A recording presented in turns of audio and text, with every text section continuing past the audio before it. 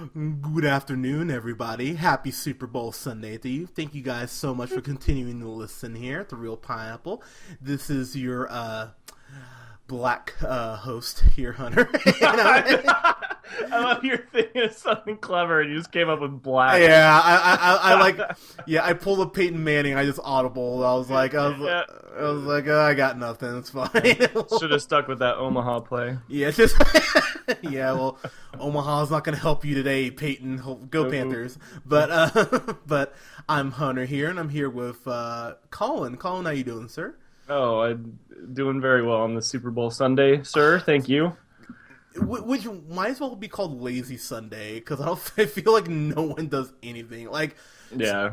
Like, I went out last night literally with the intention of I'm not doing anything today except for watching the Super Bowl, but I thought I was being clever, and unfortunately about 200 other fucking people at Winco had the same goddamn idea, because it took me forever to get out of Winco, because everyone's like, yeah, we don't want to get shit on Sunday, we're just going to get everything now, so thank you to all you people who just made my checkout harder. But regardless, we are here to review one of the better things that we can pretty much ever say. We're reviewing another Cohen Brothers movie. Yay! I love the Coens. Now, I mean, we haven't really talked about this, but we're both pretty big Cohen Brothers, and that is one thing I will say. You're either a Cohen Brothers geek or you're not. There's really not a huge in-between for the Cohen Brothers. I know we're kind of going through, like, no-duh territory, but, Raising Arizona, Miller's Crossing, Big Lebowski, of course, Fargo, Oh Brother, Where Art Thou, Lady Killer. No Country for Old Men, True Grit, of course, because they were both at Academy Awards. Yeah, the Lady Killers, we'll just skip over that. Yeah, so that I was gonna bring up the point. Like, there's great Coen Brothers movies, and then there's movies that are kind of ho hum, not their best, and they're more forgettable. Like Hudsucker Proxy, great, forgettable. Yeah. Like Lady Killers, not that awesome. And then there's other ones that like weren't quite up to the level of like all their other ones. Like Burn After Reading, I really like, but it's not held in that same regard, right? Well, see, like, that's the thing. That's one of the more, I would say, divisive films. What's crazy, I didn't realize, and I don't know if it's both Coens, but at least Ethan, and I'm looking to see if Joel was in on this too, but Ethan at least was a director on Inside Llewyn Davis. I fucking love that movie. Mm-hmm. The Coens did Inside Llewyn Davis. Yeah, that was their Coen. That was the last movie they did before this one. Yeah, love that movie, and I don't think it gets nearly the credit it deserves, because I thought that movie was brilliant. So it's a total bummer, though. It's a total bummer, admittedly. But the whole movie's just a total bummer. but it's really good. But it's a total bummer. Yeah, but it's really fantastic, though. Yeah. I can't believe it's been 3 years now. That's crazy since their last one. So I gotta tell you, man, I was sitting in the movie yesterday afternoon watching it, and I watched it with a packed house, like at 1 in the afternoon. Go fucking figure. But I will just say, I don't know what previews you saw, but God, the previews I saw were like for the most indie shit like ever. Like, you could like look around and you could see the flannel like all throughout the theater. Like, but it made... Dude, there was 20 minutes of previews before I watched it. That's why I was late getting home. I was like, how do you put 20 minutes of like, the movie said it started at 9:30, previews roll, and like I literally when it said like the movie was starting, I looked at my watch and it was 9:50. I was like, what are we doing here? Yeah, that was like, it was about the same amount of time for me. I was like, God, like, I miss the Alamo Drafthouse so much for that reason. It's like, hey, we'll show you some cool shit that is, like, relevant to the movie, but they're not previews. And then it's like, hey, if you fuck around the theater, we'll throw you out. Movie. But, yeah, but it was, like, fucking 20 goddamn minutes. I'm like, oh, my God. Like, stop. Like, just let me see Coen Brothers. So, yeah. Well, Coen Brothers are, like, the epitome of, like, the indie movie. Like, they're the indie filmmakers that just, like, made it work and like they're everybody's favorite indie filmmaker, basically. Yeah, pretty much. And so, I mean, so this is the second time? No, this is the third time they've worked with Clooney. So, and look, I gotta say, George Clooney, man, like, goddamn, you want to talk about just a wonderful human being? Like, I love that dude so much. And, you know, of course, going not just off of what he said about the Oscars so white, which I could not agree with him more for, but the fact that he's just like, he's such a cool fucking dude, and he's such a good actor, and he like is hamming it up in the best way in this movie. I'll just like so my original thought, I was sitting in the theater, I was really thinking about you, because I was like, I wonder what Colin is thinking as he's going to be watching this, because I've heard mixed things about this. I've heard some people go like, well, it's clearly, you know, it's clearly a throwback to, like, you know, 1940s, 1950s films. It's clear the Coen Brothers doing, you know, kind of crazy slapstick, which, you know, is Coen Brothers anyway. With Coen Brothers films, it usually takes me at least, I'd probably say it's kind of like the first Matrix. Like, it takes me a couple views, and then I'm like, oh wow, I really like this. I adore this movie, though. And, nice. And I did. I'll tell you right now, I did too. and while I will admit I did have some problems with it, I really did enjoy it. So let's just kind of jump in here. So Josh Brolin, Thanos is what he'll be known to me because he's part of Marvel, but he plays clearly his best work. Hey, you hold your tongue. Not No Country for Old Men. It's like Oscar winning. No, I'm pretty sure. Hey, he could get an Oscar for Thanos. Thanos is horrifying. Definitely. But he plays. He plays Eddie. He plays Eddie Mannix, who I guess you would kind of equate to like a '50s version of Ray Donovan, because he's pretty much a fixer. Yeah, he's Ray Donovan. Yeah, like I mean, it's always people just kind of like, you know, these actors being like fucking dumb and insane. He's just like, God damn it, I have to clean up your bullshit and keep up public relations. So, that's his job, and he's, you know, trying to keep all these stars aligned and just not going crazy. And so they're making this film. And you know what's funny? Sorry to interrupt you, no, go ahead. No, just because of Josh Brolin, I just want to make a comment on him. But yeah, it was funny because in the trailers you see Clooney and Tatum and Scarlett Johansson, and like, yeah, Brolin's there, but he's kind of just thrown in with everybody else, like Ralph Fiennes, and you see Jonah Hill. Like, they're all equally like shown in the trailer. And I was like, oh, I don't really even know what this movie is about, nor who is it really focusing on. And as you like start watching the movie, you're like, oh, this is a movie about Josh Brolin's character. He's the, you know, the centerpiece of it all. And I couldn't have been more pleased with that, finding that out. Like, after it starts rolling, I mean, his character is just so awesome. I loved Eddie Mannix. Yeah, no, and the thing is, like, even though, you know, for the 50s, not the best time for black people, if I could, like, not particularly. Yeah, no, yeah, admittedly, I mean, God, I wish black people could time travel, though. It's like, you can't go past the 80s, really, for black people. Anyways, looking at this time, though, like, growing up, watching a lot of Turner Classic Movies and stuff like this, I love seeing the throwback that the Coen Brothers clearly did to this. Like, it felt like,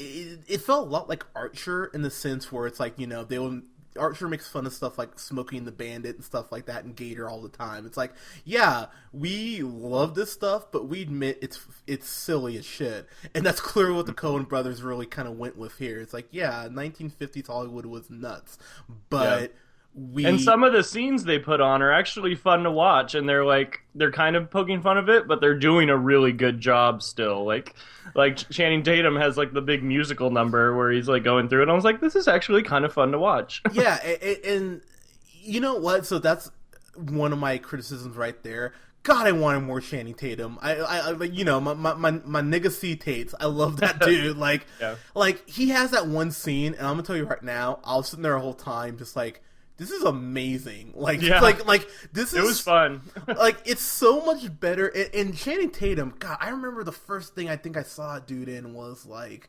Step Up. Was Step Up. Yeah, no, I actually I remember seeing him in that shitty Amanda Bynes movie, She's the Man. Before that, like, nice. Yeah, I've been like Channing Tatum has been like this inescapable cloud for me. He's a phenomenal dancer. Yeah, I'm glad they're just like, we need Channing Tatum dancing in this movie. Yeah, well, I mean, there's still some magic left in that mic, but Yeah. anyway, but I digress. But that scene was amazing, and this movie And very homoerotic, which was hilarious. Yes, it was, and I like the fact that the bartender in that scene was played by Bob Rooney from Married with Children, the guy who played it, which just as like a huge Married with Children fan made me super happy. But Yeah, I didn't even know that, but I'm sure that like just made you like grin. So yeah. Oh, I was smiling so big. I was like, oh, movie. But so basically, long story short, they're doing this Hail Caesar movie, a movie inside the movie, which I appreciated because it has like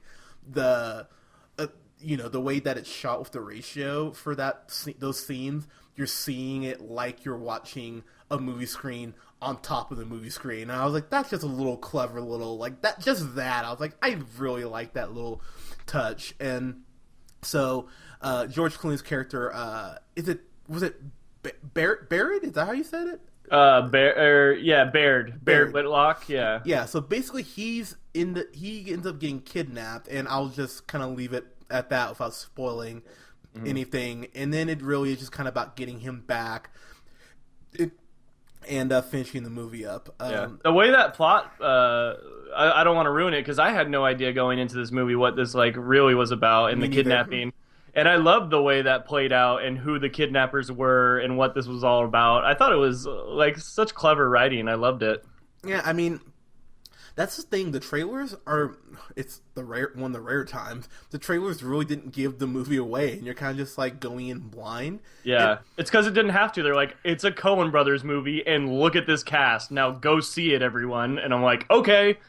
Now, I'm going to tell you right now, you said the cast, that's actually one of the problems I have with this movie, because you get Scarlett Johansson, who's in this playing Deanna, and Deanna Morin is her name, and she's kind of like the Hollywood starlet, playing completely against type for her, but like yeah, totally, yeah, but she has a great like New York or Jersey accent, whatever it is, which she actually pulled off. I was actually surprised. I was like, wow. Yeah. I was like, okay. It was just like from Don John. yeah, exactly. It's like even though you won't do the Russian accent for Black Widow, but whatever. Anyways, but God, yeah, let's get as many Marvel references in here as we can. I'm just saying, if she can do a New York accent, you can't do a Russian. Okay. Anyways, but.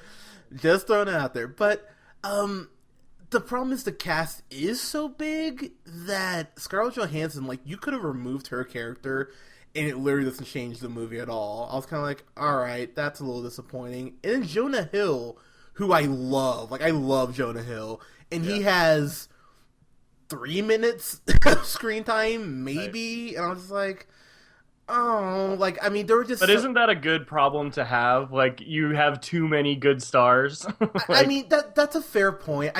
Just me kind of being selfish. It's like, I wanted more of those people just because. And, I mean, them being on the poster, I figured they'd be more prominent in the movie, and they're not. Yeah. So, I mean... And that's kind of where I was getting to the, like, with the trailer, how I was saying they show everybody that's in this movie equally, even though you get like 2 minutes of Jonah Hill, but you will get like an hour and a half worth of Josh Brolin. Like you would think they would kind of show that he was the star a little bit more in the trailer, but I was fine with me. Well, they show in the trailer that scene where if I was Jonah Hill, where Scarlett Johansson's Deanna's like, oh, is it hard squeezing it like that? And I was like, oh man, if she said that to me, I wouldn't even know. like yeah. But that part had me rolling, and I don't know about you, but there's this scene where, and this is kind of where I fell in love with the movie, where Eddie Mannix, Josh Brolin's character, he's talking to this board of like a rabbi and like a Catholic priest. Oh my god, that was so funny. Like about the movie, and like if it's offending anyone, and I was crying. I was like, this is one of the funniest scenes I've seen in anything in. And it's early on in the movie too, right? And it's just like, oh my god, this is so Cohen Brothers-y. I just love it. Like I couldn't have loved that scene more. I was like, this is classic Cohen Brothers shtick. Yeah, and it was so well written though. That whole scene, I was like, this is great. Like just all around, it's amazing. And right, and it's just like how it's like every like joke, you know, it's like that old joke, like a priest or rabbi and a like a father or somebody walks into a bar, you know, and it's just like that actual. It's like every joke ever rolling, like playing out in front of your eyes in a scene. Yeah, and there's this scene where inside the movie Hail Caesar, where George Clooney is doing his lines and he's laughing, and oh my god, I was laughing at him laughing. I'm like, this is great. Like just all around, the movie just had me just. I laughed very heartily at many points in the movie. If there's a complaint, I mean, it's kind of I'm trying to think of how I explain this. It kind of has that burn after reading effect, but I love burn after reading, so it's not really a complaint. Where there are so many moving pieces that when it does come together, you're either gonna buy it or you're not. There's really not gonna be an in between for you. But watching the movie, I bought it. There was never a point where I'm like, oh, well, I think that. And without spoiling anything, there's this scene with Channing Tatum towards the end and a dog. And what this dog ends up doing, I was just like, oh my god, this is so goddamn funny. Like It was one of those things I just I face palmed. I'm like, oh my god, this dog. And I honestly didn't see it coming. Like, this dog is just being adorable, and then the dog does something that a dog would do, and you're just like, oh man. I was like, wow. It's like you went through all of this, and the dog. I don't know. I really enjoyed this, and I wanted to talk about real quick. So we talk about the scene with the rabbis, the religious figures and everything, but Ralph Fiennes and I'm gonna butcher this dude's name, so sir, I apologize in advance. Motherfucker, that's what he's from. Alden Ehrenreich, I think is how you say it. He was in this movie. He was in this movie Stoker, and he was in Blue Jasmine. That's where I recognized him. He plays this like kind of young John Wayne type character named Hobie Doyle, and he's having to act with play off of Ralph Fiennes, who plays this guy named Lawrence, and he's that was amazing. And he's like this cowboy, you know, like this John Wayne type, and they put him in like this drama where he actually has to talk. And that whole scene, I was laughing so hard, and they milk it maybe a little longer than they should have, but they've kept finding a way to keep the scene going. I'm just like, this is great. I'm like, this is so goddamn funny. And the Coen brothers, like, the best, it's always been like their specialty, and I love, like, every time I see their movie, I just forget, I'm like, how do I forget all these great things that they do in every movie? But like, they are the kings of the running joke. Like, the thing, it's like, he keeps saying, like, oh, yeah, Mr. Lawrence. Like, oh, it's Lawrence. And he says it over and over again. And then he finds, like, oh, okay, Mr. Lawrence. He's like, oh, it's Lawrence. I'm like, oh, my God. I was dying. And then also the kidnappers, there's the one guy. Anytime he says something, guys are like, shut up.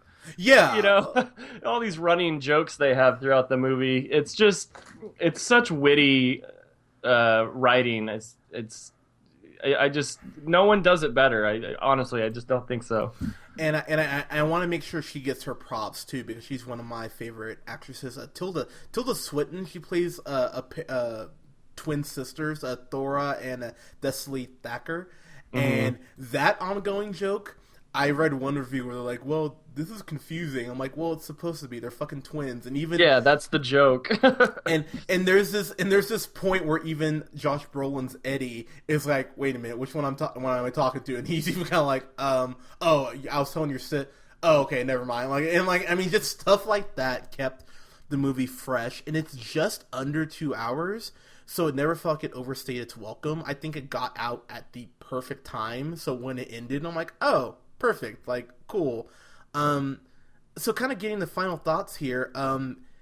Look, as we kind of said earlier, you're either Coen Brothers geek or you're not, and I thought this was a great homage. Again, I really kind of had the feeling when I'm watching like Archer, where it's like, you know, we're making fun of like how ridiculous the, you know, Bond is, and you know, if you saw Spectre, he's definitely still ridiculous, but and like, you know, Smoking the Bandit, like that era of you know, machismo driven movies, and how, you know, the Coen Brothers take this back to the quote golden age of Hollywood, and I felt it was a great homage while still making fun of it in a really funny way. George Clooney, goddamn dude, that guy can still knock it out of the park. I forgive you for Tomorrowland, by the way.